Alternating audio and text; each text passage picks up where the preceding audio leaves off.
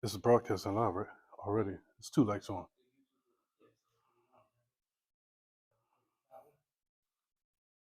One. It's broadcasting. Okay.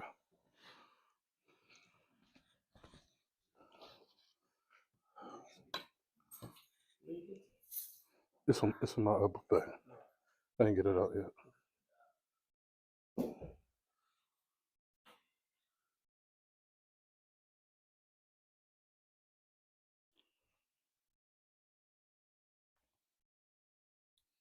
Testing, testing, testing.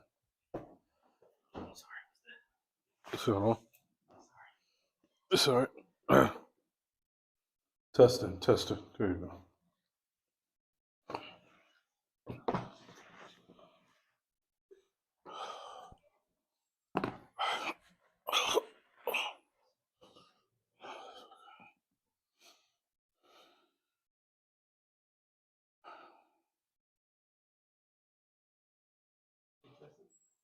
Testing. Huh? Say it again. Testing. 1, 2, 3. It's cool. It was good. It was good. Oh, it was? I thought it was kind of low. Oh, it is? All right. Testing, testing.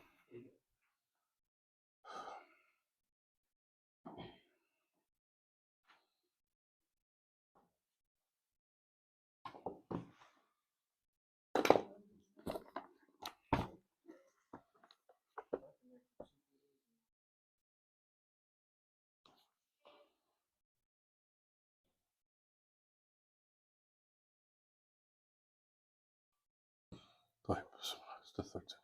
بسم الله الرحمن الرحيم.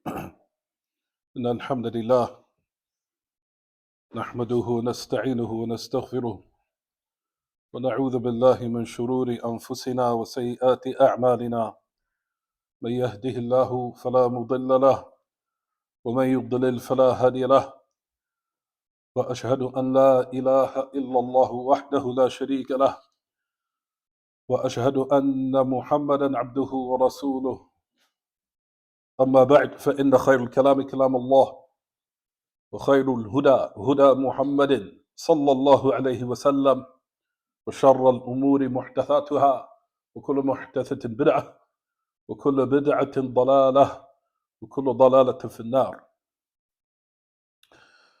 As we continue in this tremendous book entitled Furqan, بين أولياء الرحمن وأولياء الشيطان, by the great Imam Abu al-Abbas Taqiyuddin Ahmad ibn Abd al-Halim ibn Abd al-Salam ibn Taymiyyah al-Harrani al-Dimishqi al-Mutawaffa سنة 728, the one who died 728 after the migration of our Prophet ﷺ. The time now is 7:22 p.m. on this day or this evening of Sunday of the non-Muslim Gregorian calendar, which is on the Gregorian calendar, what is it? The 5th or the 6th? The 5th of October, the year 2025, the non-Muslim calendar date, which agrees with the Islamic date, where it's currently the 14th? 14th of Rabi' al-Thani, the year 1447 بعد الهجرة, after the migration of our Prophet alayhi salatu wasalam.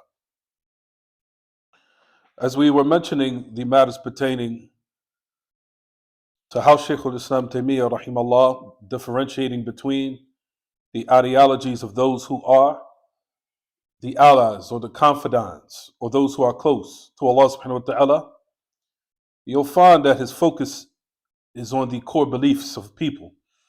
So the belief and the convictions of the people is the origin of what distinguishes people. People are distinguished by their beliefs and their convictions. Those type of matters puts everyone in a category of being from the allies of the devil or allies of Allah, the creator of the heavens and the earth. So those matters, like we said, is of the utmost importance before the deeds, because the deeds revolve around beliefs and ideas of people. And if the belief is corrupt, then the actions will be corrupt. And if the belief is sound, then the people's actions likewise will be sound. So you'll find that the main affair which Shaykh al-Islam spoke about in this matter, even though he included in it actions, he focused on the belief of what distinguishes between the confidants of Allah, the confidants of the devil. We stopped at the matter pertaining to those who fell into the categories, those two categories which are very important for the Muslim to memorize and understand properly. And you'll find that a lot of the khalq, a lot of the creation, as Shaykh al-Islam Taymiyyah rahimahullah described as falling into not understanding those categories properly. And we said that was between the two categories of haqiqah. But like we mentioned, he clarified the correct meaning of the word haqiqah in light of what agrees with the Kitab and Sunnah. We already spoke about that, and now we're going to continue to the next. So let's read the book, and I think it's 258 of the translated version, if I'm not mistaken. 260? Okay, good.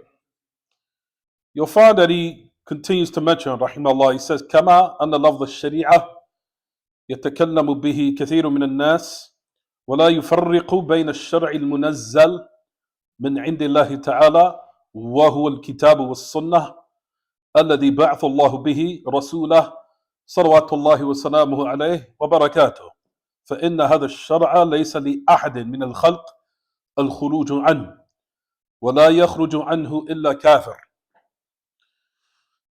So you'll find that he continues after he corrected the definition or the proper definition of the word haqiqah. Now he will continue to elaborate on the correct usage of the word sharia. So he said the lafz of sharia or the wording sharia, a lot of people speak about that. And then he now brings the categories, elaborating on this matter.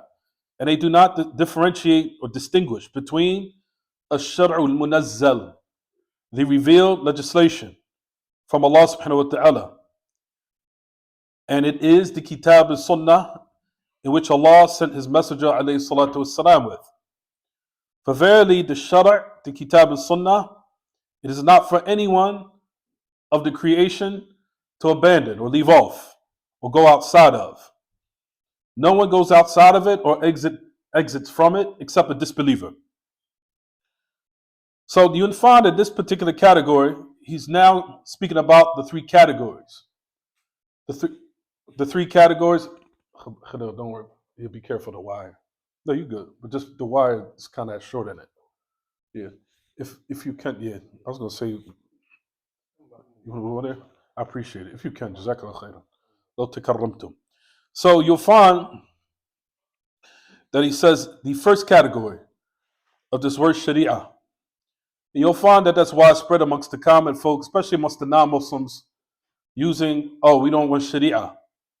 Not realizing what it means. They think that sharia is just some uprising and revolts and chaos within the streets and removing the sanctity of society where it's not safe.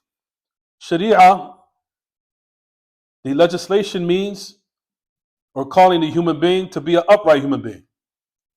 Praying 5 times a day, washing himself before he prays for all of the prayers, leaving off fornication, leaving off adultery, and at the top and the head of all those affairs, abandoning polytheism. Abandoning polytheism, unifying Allah in His worship, fulfilling the rights of their Creator, and then after that, fulfilling the rights of the creation, and being upright with them and in their interactions and dealings with them on all levels, whether it be domestically, whether it be economically, whether it be in everyday dealings and interactions, to the mere shaking in one's hand and smiling in their face, to having good morals and upright character, all of that sharia. But in their minds, they think it's just one aspect, not realizing what's the total aspect of it. Realizing if they did analyze the proper definition of sharia, they will want it too. Who doesn't want sharia? However, you'll find in this particular instance, the great Imam, rahimahullah, in this instance, the first category that we're mentioning, and we said to write this down generally last class, the first is called Shar'ul Munazzal, the legislation that was revealed, the pure legislation. الشرع المنزل. الشرع المنزل is from Allah subhanahu wa ta'ala, and that is Kitab al-Sunnah, which Allah subhanahu wa ta'ala sent the messenger with, alayhi salatu wassalam. Then the second category, as we'll mention, which we'll speak about in a moment, الشرع المبدل. الشرع المبدل. Or a altered or distorted legislation. We'll talk about the definition of each category. So the second category is called الشرع المبدل, the altered or the distorted legislation, which we'll speak about that in the definition of it. And then you have the last, which is called الشرع المؤول. الشرع المؤول. A legislation in which has been in a manner in which one gave a judgment. A judgment. They judged in an affair, and based upon the evidences that was presented to them, they gave the judgment. The judgment in which you'll find that there's a criteria to it. That a judge, he's only been commanded, of course, to judge in matters based upon the evidences that's been presented to him, and to give a judgment in accordance with it. Those matters, everyone, there has to be affairs that qualify the individual. Number one, a proper judge or bona fide, upright, proper judge that has an Allah, or is gathered within him what is called ulum al-ala, the sciences or the knowledges of having a proper tool to give proper verdicts, where all of the knowledge has been gathered within that individual to now give a proper verdict, in which we'll talk about that in a minute, inshallah. So those three categories, keep them memorized. We have the shar' munazzal, then you have mubaddal, and then you have mu'awwal. That's what we'll speak about now, inshallah. You'll find Shaykh al-Islam Taymiyyah, rahimahullah, what did he say? They don't distinguish between a shar' al-munazzal, which is from Allah, which is Kitab al-Sunnah. Then he continues to say, وَبَيْنَ الشَّرْعِ الَّذِي هُوَ حَاكِمُ الْحَاكِمِ فَالْحَاكِمُ تَارَةً يُصِيبُ وَتَارَةً يُخْطِئُ. That's now what we'll speak about, which we mentioned. So you'll find that he goes on to say, they don't distinguish between the legislation, which is the verdict of the judge. That the judge or the hakim, he might be right in his judgment, and then another time he might be what? He could be wrong. Now let's keep reading. Let's read together. Which page is it? 260 or 261? It's still 260? Okay. So he continues to say, هذا إذا كان عالما عادلا وإلا ففي السنن عن النبي صلى الله عليه وسلم أنه قال القضاة ثلاثة قاضيان في النار وقاض في الجنة رجل علم الحق وقضى به فهو في الجنة ورجل قضى للناس على جهل فهو في النار ورجل علم الحق فقضى بغيره فهو في النار. Let's continue. وأفضل القضاة العالمين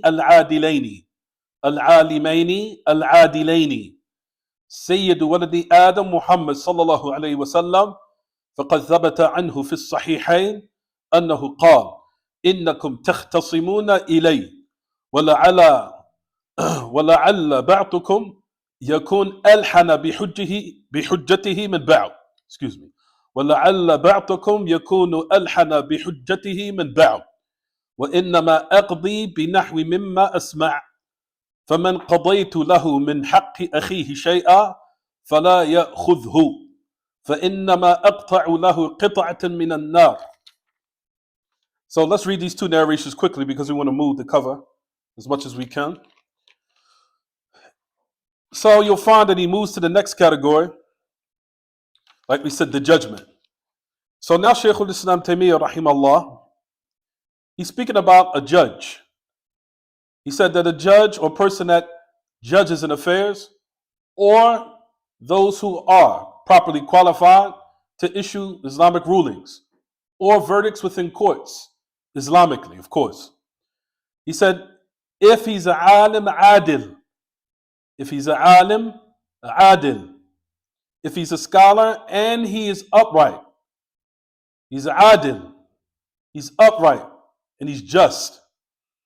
So not only now does it be a criteria or a prerequisite that a person has to be an alim, has to be a scholar, where the affairs of the religion from all the ulum al-ala, the knowledges of al-ala, the knowledge which gathers from each different science from the religion, whether it be in jurisprudence, whether it be in aqidah, whether it be in usul al-fiqh, whether it be in tafsir, all of those affairs gather within him in order for him to formulate or now comprise what they call a machine or a tool. That tool is allowing him to now issue proper Islamic verdicts when he gathers between all those knowledges. And he's properly a bona fide, qualified scholar, having all those different qualifications, in addition to him also being just, fair, and upright. Just, fair, and upright. Not a biased individual, just because that's my friend, or that's because that's my family member, or that's because that's my tribe, or that's my man. We've been friends for years. None of that. Those affairs has no part in our religion. Those matters, like we said, everyone, what made Islam just, or one of the affairs that made Islam dominant and strong, is that everything was in regards to pleasing Allah subhanahu wa ta'ala. Even if it was against your own relative, even if it was against your own family member, even if it was against your friend, colleague, or person that you might have had a long-term relationship with for years. If he was wrong, he was wrong. And they stuck by that, and Allah blessed them to be dominant. These affairs, you'll find, they are all important for them to be gathered within an alim, adil, or if you want to call hakim, a judge, or person that issues proper Islamic rulings. So Shaykh al-Islam continues and he elaborates, who is this proper judge that can now issue proper verdicts and judgments? Who are they? He said, وَإِلَّا فِي السُّنَنِ upon the message of Allah sallallahu alaihi wasallam, he said, there are judges, the judges are three. Al-Qudah, Thalatha. The word Qudah is the plural for Qadin. Qadin. Qadin is a judge. He said that judges are three. Two of them are in the hellfire. Qadiyani fi nar. Two of them are in the hellfire. Wal-iyadhu billah. And one judge will be in paradise. The first one is a man that he knows the truth and he judges by it. And he's in paradise. So, Shaykh al-Islam is now elaborating the importance of an individual being knowledgeable. That ignorance is removed from this. And if a person judges in accordance with ignorance, he's in the hellfire. So that stresses the importance of being properly educated and qualified for these matters, because they are extremely important in order to keep the societies copacetic and everyone, to the best of their ability, are receiving their due right and they're not being oppressed. So he goes on to say, a man that knows the haqq and he judges by it, he is in paradise. Then he talks about the two in the hellfire. The man who judges for the people, or he gives verdicts, or he judges upon ignorance. He's in the fire. فَهُوَ فِي النَّارِ. He's in the hellfire. And a man that knows the truth, listen to this one, but he judges it on purpose or deliberately in contrast to the truth. Deliberately doing it. He knows otherwise and he knows better. But for some reason, he judges in contrast to it or against it. He's in the fire. Could be because he was paid off. Might have took bribes. Might have took some bribes. Might have been a relative. Might have been someone who's friends, or what have you. And if we had some more time to speak about these matters, it's like I said, I was about to go to the qada, or the department of judge, before I left the university, before I graduated. You'll find that even in the courts, if you read a little bit of it, it's not permissible for you to be put in the middle of an affair that it has in it some type of connection where it might cause you to lean towards someone or a side. For example, he might have been your friend, or he might have been somebody who was an adversary of yours you never liked, and they know it. So in that instance, that might pull you towards what? A side. So they try to alleviate those matters as much as possible. So it could be a fair, just judgment between both parties. That's the reason why the affairs of Islam is perfect. In order to alleviate these matters, and everyone, like we said, receives their just due, justfully, where nobody's oppressed, to the best of one's ability. So keep in mind what he said in the hadith, which is Tirmidhi, and also been authenticated by the Imam al-Albani, rahimahullah. So two judges are in the fire, one is in paradise. He has knowledge, and he also judges in accordance with it. So let's keep going. Then Shaykh al-Islam continues to say, the most virtuous of those judges, Afdalul Qudah, Afdalul al-Qudah, al-Alimaini al-Adilaini. The best of those judges are the two knowledgeable, upright ones. Al-Alimaini, the best of all of those judges, if you want to say, the best of those judges, al-Alimaini al-Adilaini, the best of all of them, if you want to say, is the master or the head of all of them, who is Muhammad sallallahu alayhi wasallam. He is the head and the leader of all of them, rather. Sayyidu waladi Adam, the leader of the children of Adam, Muhammad. That he is the best of all of them. Now listen to what he says. As it's been affirmed upon the message of Allah sallallahu alayhi wasallam in Bukhari and Muslim, in the Sahihain, that the message of Allah alayhi salatu wasalam, that he said, indeed, you bring your disagreements to me. Innakum takhtasimuna ilay. You bring your disagreements to me. He said, maybe perhaps one of you are more eloquent in your delivery of his argument or proof than the other. And like we talked about this a couple of classes ago, that Allah subhanahu wa ta'ala gives certain abilities to people, that they're more eloquent, more quick with their tongue. They are more quick in knowing how to now react to certain statements to make their hujjah or their argument sound very convincing. Very convincing. And it could be very well lying. Or they could be very well knowing that the person who they argue with or they have the dispute with does not know how to express themselves well. Or that they become in front of people and they become a little nervous, so they can't express themselves. But certain people, Allah subhanahu wa ta'ala has given them gifts in order to express themselves in a very convincing, eloquent way. So the message of Allah sallallahu alaihi wasallam goes on to say about this, وَإِنَّمَا أَقْضِي بِنَحْوِ مِمَّا أَسْمَعُ. He said, I judge in accordance to what I hear. So the message of Allah sallallahu alaihi wasallam is teaching the ummah similar to that. The judges, they do the best of their ability to give a correct verdict, for no one to be oppressed. But sometimes in certain cases, something might happen. Whereas a person now is very eloquent and they know that they're oppressing their brother. But you know that you're more quick with it and more savvy at how you speak and express yourself more than your brother or more than the person that you're now being in judgment or in the court with. So then he goes on to say, the Prophet ﷺ made it clear that if that's the case, where a person now is in this predicament or in the court in front of a judge, he said, now you're oppressing your brother, where you're more eloquent, you're taking advantage of him. He said, فَمَنْ قَضَيْتُ لَهُ مِنْ حَقِّ أَخِيهِ شَيْئًا فَلَا يَأْخُذْهُ.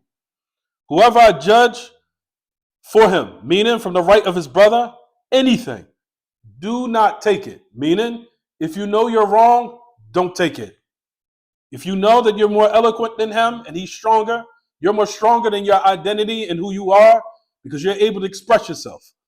You're able to now to make yourself sound convincing to the point where, like we said, your hujjah, your argument sounds more stronger than what he's bringing.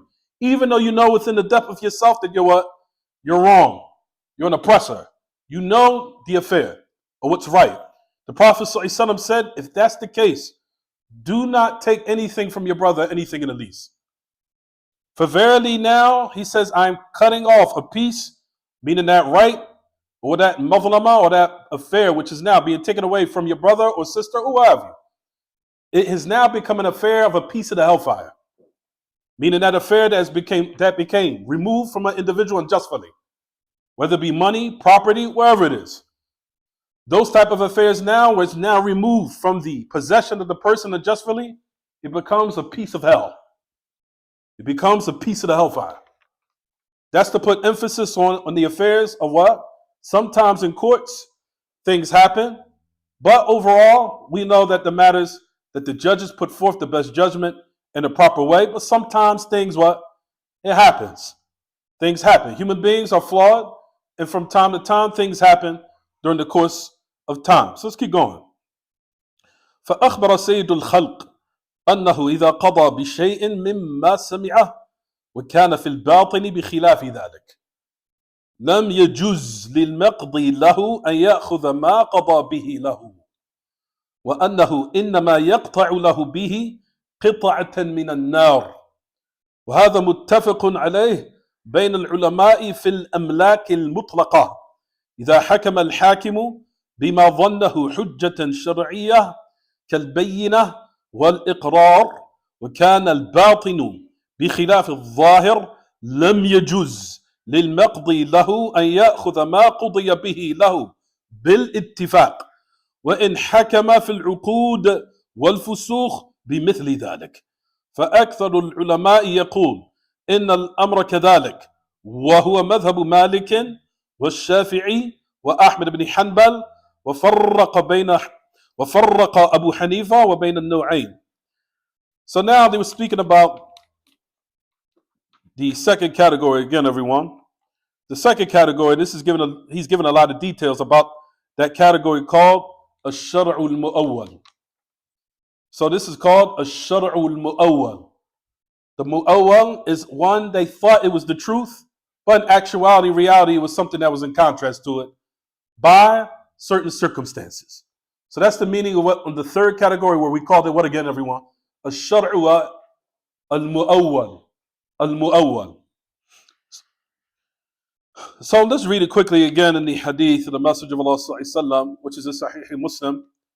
He said, the Messenger of Allah Sallallahu Alaihi Wasallam, Shaykh al-Islam continues to say, the Messenger of Allah Sallallahu Alaihi Wasallam, or Sayyidul Khalq, the leader of creation, he informed that he could judge of something of which he hears, even though fil batin, meaning in reality, it's in contrast to that. And if that's the case, it's not permissible for the one that's being judged for to take what the judge still gave as a ruling. It's not permissible. If you know 100% that this matter is in contrast to what has been presented or what has been issued as a verdict, and you know within yourself you're wrong, don't take it. Do not take that matter based upon the fact that that thing that has been taken unjustly becomes a piece of the hellfire. So it says in this narration, وَأَنَّهُ, that the Messenger of Allah Sallallahu Alaihi Wasallam, that now he's given a verdict and that matter has become, like we said, a piece of the hellfire. This is agreed upon amongst the ulama fil amlak al-mutlaqa. This matter has been agreed upon amongst the scholars and all of the different al-amlak, in all of the kingdoms and all the lands, in absolute all cases, that if a judge judges and he thinks it's a hujjah shar'iyah, and he does the best of his case to investigate and to scrutinize and look at the evidences, looking at it, scrutinize it, making sure everything is on point and accurate, and he thinks it's a legislated proof, and he's doing his best to look at it. Then he goes on to say, كَالْبَيِّنَةِ وَالْإِقْرَارِ, like the different types of clarification or what substantiates verdicts, meaning the proofs, and what is condoned in those different affairs that clarifies what is the proper verdict. He's studying all of that. However, ultimately, the reality is in contrast to what is apparent. In that case, it's not permissible for the one who's being judged for to take anything at all. He says, in agreement with Ahl Ilm. Even if it's in contracts, fusuq, cancellations, or anything similar to that. And the majority of Ahl Ilm, they say that the affair is like that, which is the madhab of Imam Malik, Shafi'i, and Ahmad ibn Hanbal. And this is what we're going to now speak about in detail, just to give everyone a little bit of clarification in this particular matter. So those three categories, we gave a lot of details, and I think it's kind of self-explanatory what Shaykh al-Islam is speaking about in this third category. We kind of like bypass the second. We'll mention like the second in a minute. Just to now keep those three categories in mind, right, everyone? So the Shar' al-Munazzal, again, we said that that's the perfect what, everyone? Sharia, which Allah subhanahu wa ta'ala, again, what, everyone? Revealed. Right or wrong? The second, even though I kind of like switched the categories, I should have put the mu'awwal second. But anyway, the third, the mu'awwal, meaning what has been interpreted away, but in reality it's in contrast to what it is. Based upon what the judge gave to the best of his ability to issue a proper judgment or ruling or verdict. You'll find the great Imam Shaykh Salih Fawzan, he mentions about this. He says, the Shar'ul Mu'awwal, what has been interpreted, is the Hukmul Hakim, the verdict of the judge, the Qadi. And sometimes he could be what? Right? And sometimes he can make a mistake. And we know that the Messenger of Allah Sallallahu Alaihi Wasallam said that even if he makes a mistake, then he still attains a what? A reward. One reward. As it says in the narration, that Hakim al-Hakim فأصاب فله أجران وإذا حكم الحاكم فأخطأ فله أجر.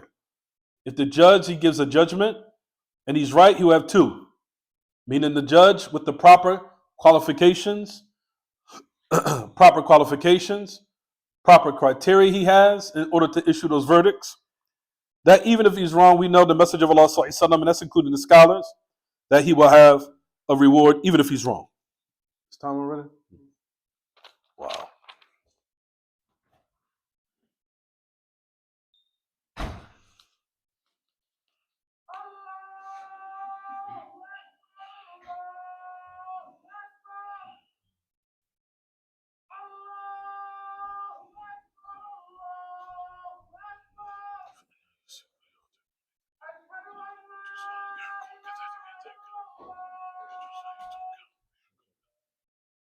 Sure.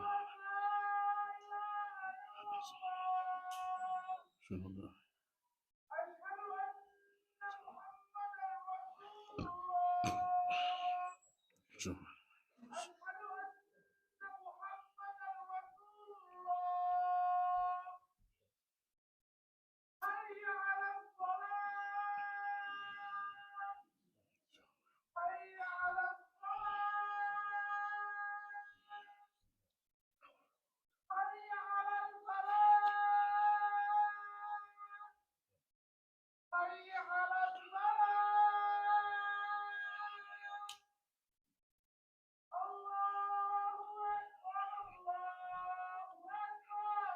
Allâh Ekber, Allâh Ekber.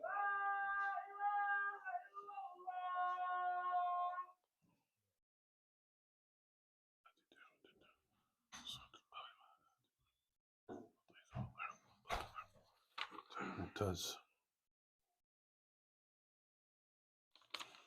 Alhamdulillah, all of it is clear. Bismillah.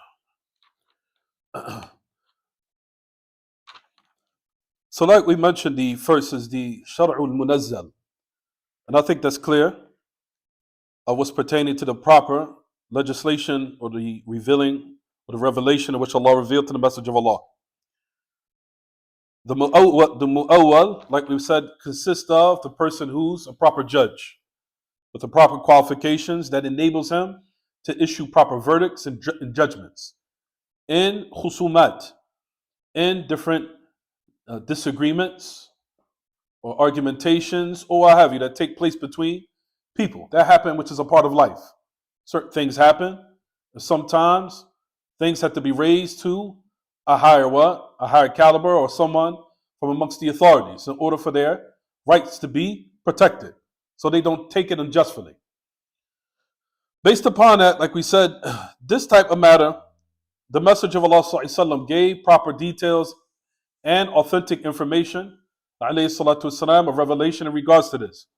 How it's important for one to gather those qualifications, and he has to be justful and upright, where he cannot be persuaded by rishwa, that he could be persuaded by bribes, or he could be paid off, or he leans towards his tribe, or he leans towards his color, or he leans towards his nation, and he judges of something that goes against what Allah and His Messenger have, or against what Allah has revealed to the Messenger of Allah because of it.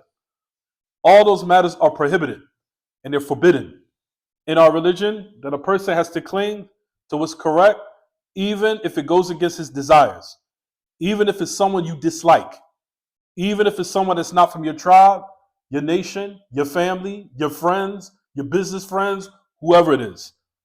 Because, like we said, when the non-Muslims seen this from the Muslims, they seen this type of behavior, it made them want to embrace Islam. When they seen that they had clung to what is correct, even though this was my own relative next to me, and that this person was the same color as me, the same tribe as me, and he seen that we standing against the truth, or standing for the truth, even if it was against him or I, or likewise vice versa. This impressed them. And in addition to that, we know the statement of Ahl Ilm in history. They would say that Allah subhanahu wa ta'ala will give aid, even if it's a non-Muslim nation, for those who uphold being just. Adl. The adl is one of the main reasons that keeps societies intact. Why? So that those who are from the so-called merchants or people of money cannot take advantage of the weak. And that Allah subhanahu wa ta'ala will give aid to those nations, even if they're kafir. Because the adl, yes, even if they're kafir, if they uphold the adl within their nation, Allah will still give them some form of what? Success. And vice versa. And then the same statement, and I've had the statement, I will go back and get it for everyone, I'll give it to them. Even if they was Muslim, and they don't uphold being just and fair, and unbiasedness or what have you, being biased, or unbiasedness is being fair. If they don't uphold that, then Allah subhanahu wa ta'ala could humiliate them, even if they're Muslim.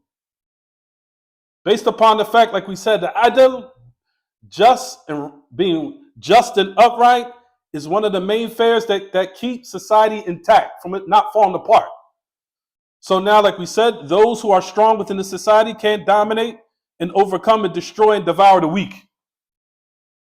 So those are affairs, like we said, everyone, that one needs to be very attentive of. That these matters are of the utmost importance. And that's the reason why we keep stressing it. But in this instance, sometimes the judge, like we said, sometimes he studies it, he's seeking the truth. But certain affairs, like we said, it could be in contrast to what he judged. You'll find that a matter pertaining to alim adil, like he said, that the third category, as I said, everyone, the third is mu'awwal. You'll find Sheikh Salih Fawzan that he mentions about this again. He says, إِذَا كَانَ عَالِمًا عَادِلًا فَإِنَّهُ يُصِيبُ وَيُخْطِئُ. If he's an alim adil, he's a scholar, and he's upright and just, he said he's prone to what? He could be correct, and also he's what? Fallible, could make a mistake. As for if he's ignorant, that's a problem. In that instance, you'll find that it's not permissible for him to judge if he's jahil, if he's ignorant. As for if he's a scholar, judging in truth, of course, then now it's not permissible for him to abandon the truth and judge according to his desires, to fulfill his desires or what is in contrast to the truth, based upon the ayat which comes in the book of Allah, where Allah commands that if you've been now put in a position to arbitrate or issue verdicts or judge in affairs, that Allah subhanahu wa ta'ala commands to uphold uprightness and fairness in those matters, and not to be biased. Where it says in the ayah, وَأَنِحْكُمْ بَيْنَهُمْ بِمَا أَنزَلَ اللَّهُ. Judge between the people in what Allah has revealed. لِتَحْكُمَ بَيْنَ النَّاسِ بِمَا أَرَاكَ اللَّهُ. That you judge between the people and what Allah sees to be affairs that are perfect, and affairs that are suitable, and what Allah has revealed to the people, and what He has seen and given to you of knowledge. Those are the matters, like we said, which is binding upon the alim. When we say alim, also the qadi, both. That they judge in these affairs which goes against their desires. And that they judge, like we said, in a manner and how Allah revealed. And if the alim, like we've said, if he's a bona fide scholar, he does his best to scrutinize all the evidences. Maybe perhaps in instances he'll make a mistake, then he's excused.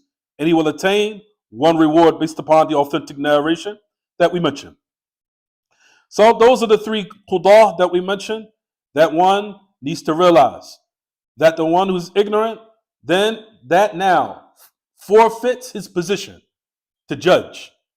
Jahl is the first affair that will disqualify anyone. That ignorance, even if they are a worshiper, even if you see them diligent and enthusiastic about performing an abundance of worship, ignorance disqualifies the individual immediately.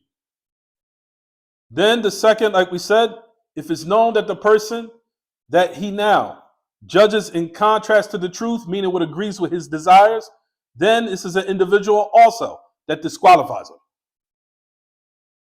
The affair revolves around, like we said, being properly qualified, bona fide scholar, person that has all the qualifications as we mentioned, and he is known amongst the people of being fair and just. So that's the matter, like we said, in regards to the second category. So based upon that, you'll find that the Messenger of Allah ﷺ had said that he, ﷺ, as we know, the Messenger of Allah did not know the unseen. He didn't.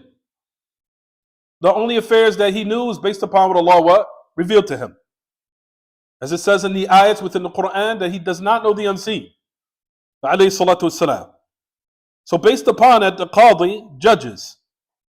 And he gave an example, والسلام, to set the example for those who will come after. To say, I don't know the unseen. So that's what the Messenger of Allah is saying in this narration. La a'lam al-ghayb. Upon what is given to me and presented to me of what I hear, of proofs that has been submitted, and that I study, that I hear, that I listen to both parties. And sometimes testimonies are brought to me from witnesses. And I listen, judge, and those matters are all what all judges do. So maybe perhaps, like you said, that individual from one of the parties, again, is decorated in his argument, in his presentation. He knows how to decorate it very well. So in that instance, he takes advantage of his brother who cannot express himself very well. And to show the completeness of our religion, Allah subhanahu wa ta'ala has revealed to the Messenger of Allah to say, don't take advantage of your brother. Don't take advantage of your sister. Don't take advantage of the people that you see clearly they can't do anything. They're just weak, or they're at a disadvantage. Already they're in a deficit, or they're in a great place to be taken advantage of. It's not for you to now exert your authority against them, because you know you're more prolific and you're more eloquent in presenting your speech and your argument in a more efficient way than the one who is now in this case with you. So in that instance, the Messenger of Allah warned him, if you know that that's the haqq, don't take advantage of him. Don't take advantage of anyone who's already at a disadvantage. Don't do it. Fear Allah. These are the matters, like we said, you'll find that he, alayhi salatu wasalam, was mentioning. So let's keep going. So based upon that, this shows that all the rights are protected, and that's in regards to the third category, even though, like I said, I kind of bypassed it with the second. The second is mubaddal. That's what we'll speak about within a minute. So based upon that, the khusum, or those who argue, or there's some disagreements that take place amongst the rights of society, where, like we said, these type of matters have been made in order for people and their rights to be maintained, and for them not to be taken advantage of, or that the so-called strong devour the weak. And that's the reason why you'll find that Islam came with these different types, of affairs in order for the lands to be ran in a copacetic way, and for the rights of those who are deemed to be weak in society are also protected. And you'll find that the non-Muslims actually stole these matters from them, if you was to study the history, because Europe was in a state of absolute chaos, where the strong devoured the weak, took advantage of them, and nobody would do anything about it. Shut up, I did it, and so what? That was how the affair was. Yeah, I took it, and so what? What you going to do about it? At the end of the day, my family's known, yours is not. You're just an idiot somewhere living in a disgusting, filthy village. Who even knows you? Who would even care? Islam came to what? Protect that individual. Even if in the society he's so-called looked down upon in certain instances, or in all instances. Islam still came to what? Protect them, protect their rights, and not to be taken advantage of, even like we said, if this was their case. So the matter, like we said, Shaykh al-Islam says, this is an agreement in all the scholars, that this is how the affairs are supposed to be what? This is how the matters are supposed to be handled, in this way. The last thing I'm going to read before we move to the last category, and then we'll stop. It says, فَلْيَحْذَرِ الْخُصُومِ أَنْ يَأْخُذُوا حُقُوقَ النَّاسِ بِحُكْمِ الْحَاكِمِ وَهُمْ يَعْلَمُونَ أَنَّهُمْ مُبْطِلُونَ وَلْيَحْذَرْ أَيْضًا الْمُحَامُونَ. Listen to this. الَّذِينَ يُحَامُونَ عَنِ الْخُصُومِ وَيَفْتَحُونَ مَكَاتِبْ مُحَامَاةٍ أَنْ يُخَاصِمُوا بِالْبَاطِلِ. Listen to this part. وأن يزوروا وأن يقلبوا الحقائق على القاضي فليحذروا من هذا. قال الله تعالى ولا تكن للخائنين خصيما فلا يجوز للإنسان أن يتوكل أو يحامي في قضية يعلم أنها باطلة. He said, now listen, be on guard, O people who now are in cases where there are two what? People, or two cases of altercations or disagreements or whatever, that you take the rights of the people based upon the verdict of the judge. Now listen to this. He said, you know for certainty that these people are upon batil, that you know they're wrong. Also, now listen to this part. Be on guard, O lawyers, al-muhamun, those who are lawyers upon khusum, for people who are in courts that you so-called have to what? Defend, or what have you. He said people will now open makatib muhammah, offices of being lawyers. He says, and they will argue in falsehood. He said, where they will decorate, flip the truth. And you'll find that they're professionals at it. They know how to flip the haqq upon the what? The judge. This is not permissible. It's forbidden. He said, be aware of that. Be on guard against it. Be cautious. It's not permissible to go to the court and you know it's wrong, but I'm paid to what? Make haqq batil and batil haqq. To flip it. Those matters, one needs to be what? On guard. Based upon the fact that Allah subhanahu wa ta'ala says, do not be for those who are kha'ini khasima. Don't be for the treacherous ones to one to argue. Meaning, for those who are kha'in and you know that their people are treacherous, don't defend them. You're always supposed to what?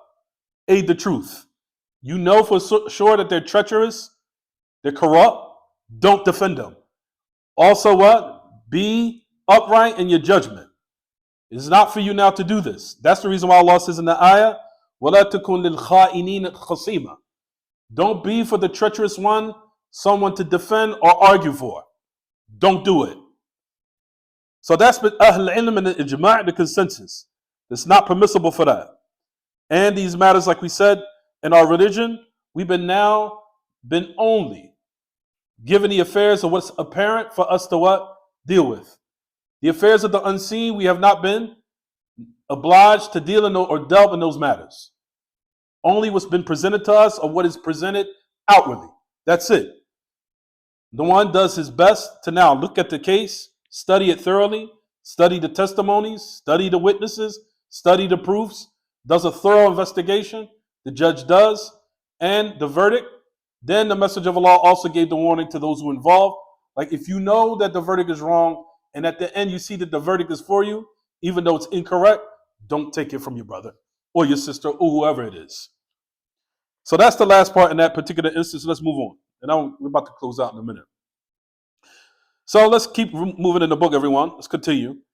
He says, فَلَفْظُ الشَّرْعُ وَالشَّرِيعَةِ إِذَا أُرِيدَ بِهِ الْكِتَابُ السُّنَّةِ لَمْ يَكُنْ لِأَحْدٍ مِّنْ أَوْلِيَاءِ اللَّهِ وَلَا لِغَيْرِهِمْ أَنْ يَخْرُجَ عَنْهُ وَمَنْ ظَنَّ أَنَّ لِأَحْدٍ مِّنْ أَوْلِيَاءِ اللَّهِ طَرِيقًا إِلَى اللَّهِ غَيْرَ مُتَابَعَةِ مُحَمَّدٍ صلى الله عليه وسلم باطنا وظاهرا فلم يتابعه باطنا وظاهرا فهو كافر. So the last part, like I wanted to mention, it's on 262 for those who want 200. Everyone following? Bottom of 261 on 262. The last part, and we'll talk about this maybe next class, but just to give everyone a little detail on the second category, even though I should have switched it, made it the third. The Shar' al-Mubaddal, the altered legislation. The altered legislation is in regards to those who fall in the affairs of the people of innovation. The people of innovation, you'll find that those matters pertaining to what they fell into of innovative beliefs and practices. Those type of matters are called what they call muhdathat al-umur. But the matters that's pertaining to that's the second category, which is a shar'-ish, a shar'u al-mubaddal. The sharia that has been altered, distorted, or adulterated. That's what you'll find from, for example, the fabrications of the Batiniyah, the Ismailiyah, and those who are upon great deviations within the religion. Those type of people have fell into a legislation, so-called, but at the same time we know that it's been altered, adulterated, distorted, and twisted. Those type of matters, like we said, it's binding upon the Muslims to stay away from it. Even though you'll find that they follow it, but they're following something that they've been commanded in actuality to what? Distance themselves from. Those type of matters in general, those are the matters that we wanted to mention in brief, those three categories. So before we move on, all three categories are correct. So you have the first one, which is the munazzal. The second, even once you can switch it, the second, which is al-mubaddal, even though we kind of, al-mubaddal. Number three is what? Mu'awwal. Mu'awwal. So mu'awwal, is it clear, everyone? Because I want everyone to know that matter is something that someone said it was confusing. But like we said, it's not confusing. The message of Allah was teaching the qada and the judges of a person who's well qualified, but at the same time, sometimes cases are presented and it's in contrast to what is apparent. And it happens. You'll find that there are people out there that are very eloquent. Very eloquent in their delivery and their presentation. They know how to speak very well. And they're quick-witted and quick-tongued. And they're well-versed. Real savvy in how they play with words, too. There are people out, I have this experience probably now for 30 years, I've seen it. Of people that know how to talk in your tongue, you're just looking at them like, oh, okay. So those type of matters, everyone, again, are what we're trying to now say in our religion. It happens. Is it clear, everyone? So let's keep going. So you'll find that Shaykh al-Islam Taymiyyah rahimahullah, he continues to say, فَاللَّفْظُ الشَّرْعِي وَالشَّرِيعَةِ إِذَا أُرِيدَ بِهِ الْكِتَابُ وَالسُّنَّةِ لم يكن لأحد من أولياء الله ولا لغيرهم أن يخرج عنه ومن ظن ومن ظن أن لأحد أو أن لا ومن ظن no ومن ظن أن لأحد من أولياء الله I'm talking about أن لأحد من أولياء الله طريقا إلى الله غير متابعة محمد باطنا وظاهرا فلم يتابعه باطنا وظاهرا فهو كافر. So now he says the love, the sharia or shar' or sharia both. You can say shar' or sharia. If it's intended by kitab and sunnah, it is not for anyone who is from the allies of Allah or those who are close to Allah. It's not for any of them or anyone else to go outside of it. No matter who it is, whether it be from the common folk, whether it be from the students, whether it be from the scholars, whether it be from the judges. All of them have been obliged to what? Cling to it. All of them. Without any exception. And anyone that thinks that it's for someone from the awliya of Allah, that there's a path to Allah, other than the following the way of Muhammad sallallahu alaihi wasallam, openly and secretly, meaning openly within themselves, openly in their actions and inwardly in their belief, they did not follow them in those affairs, that individual is a disbeliever. So that's the part you'll find that Shaykh al-Islam is speaking about, giving the details in, and saying that these are the people that truly are close to Allah, that they cling to these matters with their molar teeth. They do not abandon it a blink of an eye. Sticking to that way, never moving out the way or going to those side roads or side paths, that are the paths of destruction and the path for one's demise, if they were to die upon it.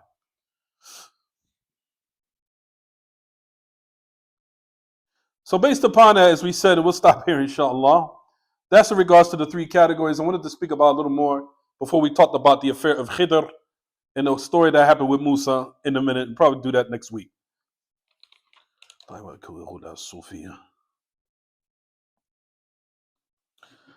Any questions about the lesson, anyone? Mm-hmm.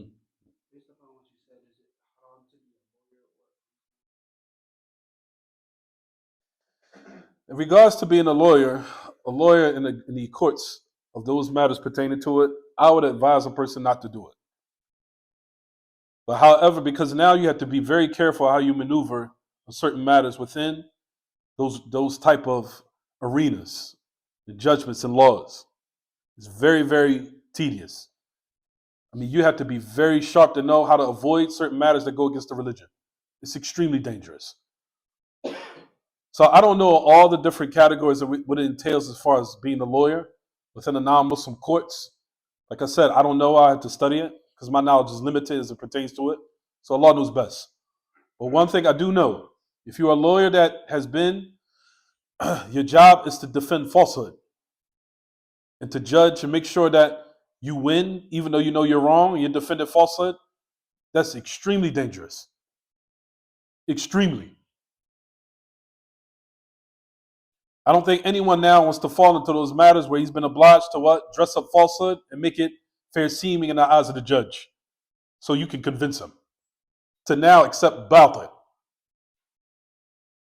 Those affairs are extremely dangerous, brothers and sisters, and they should definitely leave it off. Definitely leave it off. Like I said, I don't know all the matters that what it entails in regards to the judgment in the non-Muslim courts, but I know that the affair is very dangerous. Non-Muslim politics in general are extremely dangerous for the religion of any Muslim. And as we know, Shaykh al-Albani said a very, very great statement. We said, "As-siyasa najasa." He said, "Siyasa, politics, is filthy." He said, "Siyasa najasa." And when he meant, of course, he's talking about the affairs more than likely was pertaining to the non-Muslim politics and their judgments and their rulings and how they govern their lands. It's filthy. It is. It's chaotic. Their system is built upon injustice. It is. They say it's democracy. Democracy doesn't have any meaning to it. What it is, democracy means chaos. That's it. The freedom of speech. There can't be anything to say freedom of speech. There has to be boundaries on everything, of what you wear, what you say, and everything. What's so crazy is they say that, but in actuality, they don't practice it. They know it's a limitation to what you say out your mouth. They know that. So that's not democracy then. Freedom of choice, freedom of speech. Freedom of speech is chaos. To just say anything you want with no limitations on it, that's absolute fawda. It's chaos. Freedom to dress, freedom to do what you want, freedom. So what they did was, in order to now remove from the title chaos, let's make it fair seeming to the people so they can accept it. So let's put in its place what? Freedom or democracy. No, say what it is. Chaos. Because that's what you see in America. What? Chaos. There's no stability. Oh, their right to protest, their right to express themselves to the end of it. And then you look at Islam, how affairs are what? Everything is proportioned and everything is systematically put in its proper place. And guarding the sanctity of society, of what leads to chaos, of what leads to violence, killing, murder, and bloodshed within the streets, all these different matters, Islam comes and shuts it down. And that if you do have something of concern for the ruler, there's a proper etiquette in how you do it.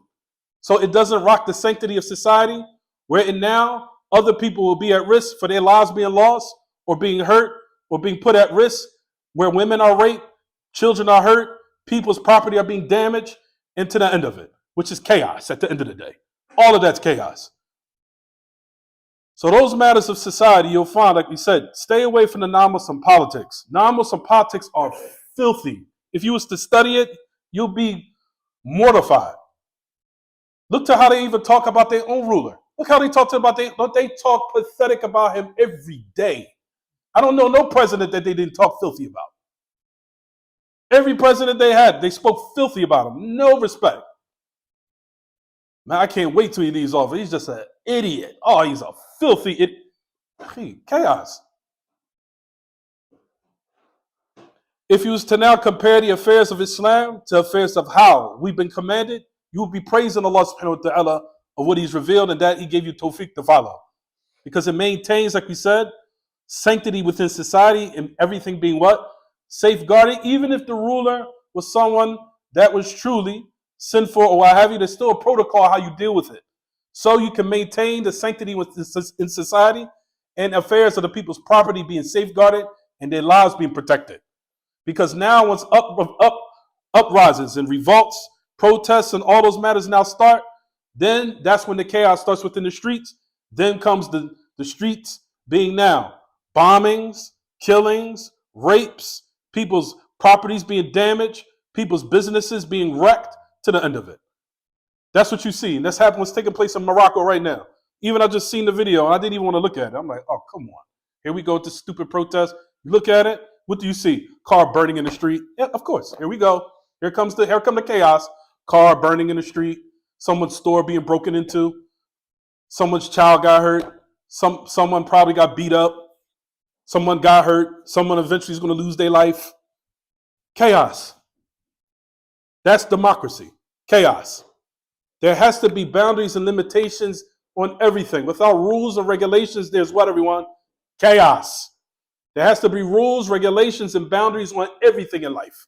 What you say, what you wear, what you do, and even what you believe. Absolutely. You can't believe everything you want. So I have the right to believe what I want. So you want to worship the devil and believe it's permissible for you to kill my child? Has to be boundaries on everything and limitations on everything in life. You want to worship the devil? Or, I worship this cow right here, and this cow, this cow right here, and I can kill you and your family. And well, what's wrong with that? I think that's nice. You understand, everyone? That's the reason why Allah subhanahu wa ta'ala revealed to put boundaries and limitations on everything you say and do. You cannot do what you want or say what you want in society. And like we said, even though America says it, but clearly they do not practice it. There's no such thing as democracy in America. That's just a shield to protect what's truly inside, which is they do have what? Limits. They do. That's just to now wheel you in. Oh, you can say what you want. Do what you want. That's nonsense. They don't believe that. Say one thing about certain things, see how quick you'll be in jail. Quick.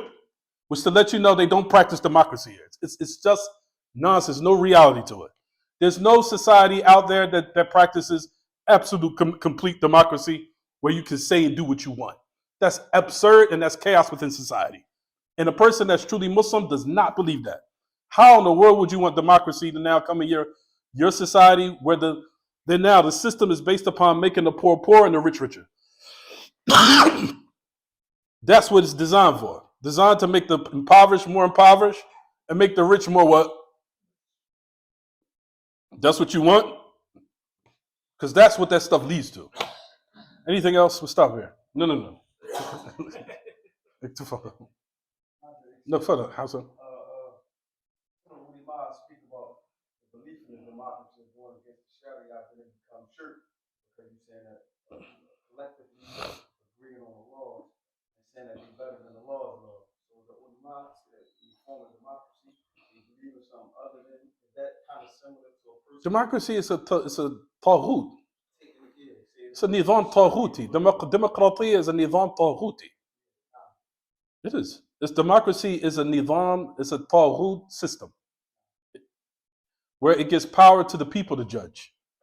Whether they be a liar, whether it be an atheist, whether it be a hypocrite, whether it be a drinker, a smoker, you name it. All of you have rights. Even if you do lie. Even if you are atheist. Even if you do touch kids. You have the right. Just all crap. It's nonsense. It's absurd. It's absolutely absurd. And like we said, the meaning of the word democracy is giving al-hukm lil-sha'b. This sha'b is for the sha'b, meaning the nation, the people. They're the ones that's given the authority to judge. So in that instance, who's the one that judges? The people do. Which removes the actual affair of judgment, which is from who? Allah subhanahu wa ta'ala. That's from Tawheed. That's from the monotheism of Allah subhanahu wa ta'ala, that all of the legislations for the lands, Allah subhanahu wa ta'ala revealed it perfectly within the book and the sunnah. For you to go outside of that and to give it and put it in the hands of man-made laws, in actuality leads to what? Chaos. Because man-made laws are always subjected to what? Infallibility. Fallibility and contradiction all the time. And you see it now today between Democrats, Republicans. Every year they always argue. Every year. This is a waste of time. Oh, you're always arguing and cursing that one. Y'all curse that one. And then at the end, y'all all go off and play golf somewhere. Because y'all know it's all a show and a movie at the end of the day. It's all nonsense. But at any rate, anything else? That's what they all do. They argue in front of you and get paid, and then they go play golf somewhere and laugh at you. Anything else? طيب, we'll stop here. وصلى الله وسلم وبارك على نبينا محمد وعلى آله وصحبه وسلم. سبحانك اللهم وبحمدك